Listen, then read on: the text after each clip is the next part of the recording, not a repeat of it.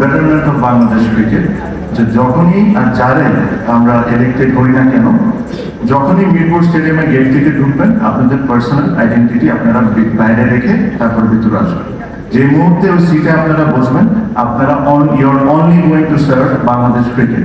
আপনাদের ব্যক্তিগত আইডেন্টিটি এটা ম্যাটার করে না, আপনাদের একটা জিনিসই ম্যাটার করে, যেটা হলো ইন্টেনশন।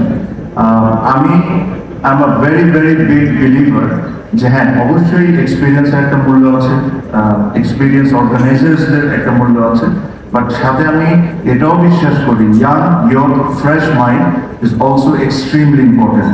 সো আমরা লাকি এই ক্যাটাগরিতে এরকম অনেকেই আছে। সো আশা করি তারা যদি ইলেক্টেড হতে পারে, তারা বাংলাদেশ ক্রিকেটকে ভালো করে সার্ভ করবে। অবশ্য ওটার মধ্যে আমিও করি।